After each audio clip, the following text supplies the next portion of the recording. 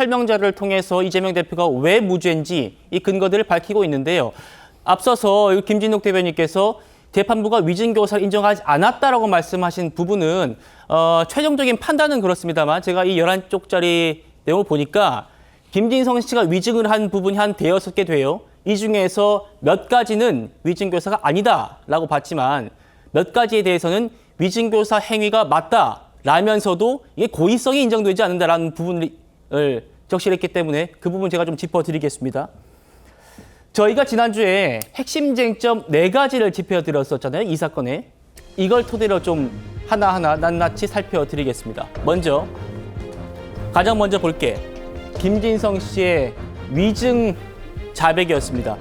이 위증 자백, 이거는 법원이 인정했단 말입니다. 그래서 김진성 씨 벌금 500만 원 형을 받았어요. 자, 그렇다면 두 번째 거 보시죠. 결정적인 증거물이라고 했던 김진성과 이재명의 그 30분 통화 녹취 파일 있지 않습니까? 법원에서 다 틀어봤던 이거에 대해서 통상적인 요청이었다. 이렇게 봤습니다. 다시 한번 들어보시고 논의해 보시죠. 김 비서관이 어쨌든 뭐 수행비서교사의 핵심이었으니까 그냥 있는 대로 진짜 세월도 지나버렸고 김 비서관이 좀 도와줬으면 하는 거는 KBS하고 시장님 측이 어쨌든 이 문제에 대해서 많이 상의했고 가능하면 도감이 있었다는 얘기를 해주면 딱 제일 좋죠. 그거 좀 꼭 좀 부탁드릴게요. 왜 뭐 그때 당시 분위기가 그랬다. 자, 최 의원님. KBS와 김병량 시장이 이 문제에 대해서 많이 상의를 했고 또 가능하면 교감이 있었다는 얘기를 해주면 딱 좋죠. 이런 얘기를 했단 말입니다. 그런데 이런 말들이 피고인이 통상적인 요청을 한 거다라고 재판부 판단했습니다. 그러니까 일반적으로 얘기하면 이제 피고인의 방어권이냐 아니면 위증을 시킨 것이냐 뭐 이 경계선상에 있는데 판사는 지금 그게 방어권이라고 보고 있는 거다 아니겠어요? 근데 저희가 이제 그냥 상식적으로 보면 뭐 법률적인 판단을 배제하고 그러면 위증은 보통 그런 식으로 시킨다고 해요. 특히 이제 이재명 대표는 변호사이기 때문에 이게 초반에 이제 정진상 실장 등을 통해서 김진성 씨한테 이러이러한 내용과 관련해서 뭐 증언해 줄 수 있느냐 하는 걸 타진했다는 거 아니겠어요?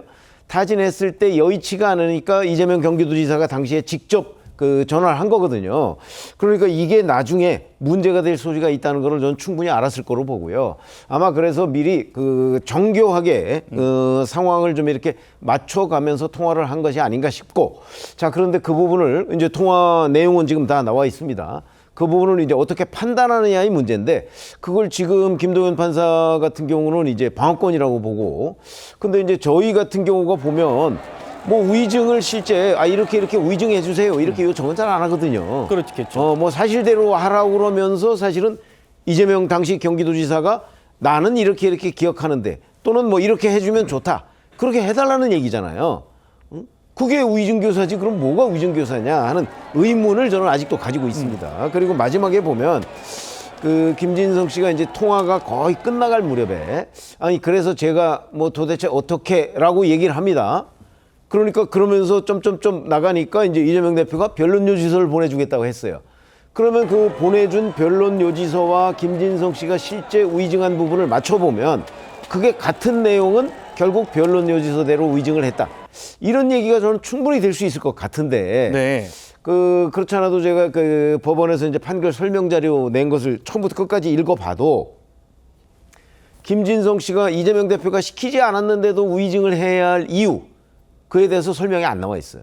그래서 원래의 판결문, 그러니까 이 요약하지 않은 뭐 그걸 좀 봐야 정확한 걸 알 수 있을지 모르지만 제가 보기엔 지금도 저는 김진성 씨가 왜 이재명 대표가 시키지 않은 위증을 했을까? 기억에 반하는 증언을 했을까? 그 부분에 대해서 여전히 의문입니다. 그래서 한 2심까지는 좀 봐야 되지 않을까 싶은 생각이 듭니다. 예, 그렇죠. 저희가 선거법 1심 나왔을 때도 그렇게 말씀드렸었습니다. 이건 1심이고 2심에서 뒤집힐 수 있는 거 아니냐. 뭐 여기에 대해서 이제 여권에서는 선거법 1심 같은 경우에는 뭐 나온 것들을 보면 좀 뒤집히기 힘들다 이런 말씀도 주셨긴 합니다만 이 위증교사도 1심입니다. 자, 변호사께 여쭤보죠. 설주환 변호사님. 네. 같이 많이 들어보셨잖아요. 이 30분 통화 녹취요. 그러니까 지금 최 의원님도 지적하시는 게 그러면 이게 위증 교사한 게 아니고 통상적인 요청이었다면 그러면 김진성 씨는 왜 위증을 했는가? 여기에 대한 물음이 뒤따를 수밖에 없는 것 같긴 하거든요. 맞습니다. 그러니까 저도 이 판결을 보고 결론만 봐서는 그러면 위증을 굳이 왜 했지? 라는 어떤 어떤 위증을 하게 된 경위에 대해서 좀 궁금하게 되고요. 이 위증의 경위에 대해서 재판 과정에서 조금 드러나긴 했습니다만은 어쨌든 1심 재판부에서는 그 부분과 관련해 가지고는 적극적으로 반영을 하지 않았다라는 것이 되고요. 또 하나는 오늘 어떤 판결의 그 요지가 어찌 보면 검찰에서 입증을 하지 못했다라는 것이거든요. 그러니까 엄격하게, 그러니까 형사법정에서는 상당히 엄격한 입증을 요구를 하는데 아마 이번 같은 경우에도 이 위증 교사와 관련해 가지고 굉장히 좁게 해석을 했다, 엄격하게 해석을 했다고 저는 보고요. 참 조금 이해가 안 되는 부분은 뭐냐면 이재명 대표 측에서 그 마지막에 이건 실패한 위증 교사라고 했어요. 그러면 본인들이 위증 교사는 했지만은 실패를 했다라는 어떤 변론 취지였거든요. 근데 지금 재판부가 하는 것은 아예 위증 자체가 위증 교사에 대한 고의가 없었다고 한 거예요. 네. 그러니까 오히려 지금 피고인 측에서 항변을 하는 것보다 더 낮춰서 오히려 이것을 판단했다고 볼 수가 있거든요. 그런 부분에서 참 뭐 저희가 그 기록을 전체 다 보지 않은 상황에서 명확하게 얘기하기는 좀 어렵습니다만은 네. 어쨌든 오늘 결론 난 부분만으로 판단을 해보자면 참 형사법정은 역시 엄격한 증명을 요구를 하는구나. 이제 이 부분과 관련해서 2심에서 검찰이 얼마나 입증을 할 수 있을지 이게 관건이 될 것 같습니다. 예.